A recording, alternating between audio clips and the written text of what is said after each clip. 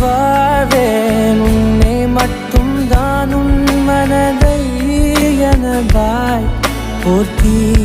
படுப்பேன் உடலில் உயிர் போல் உன்னுள் கிடப்பேன்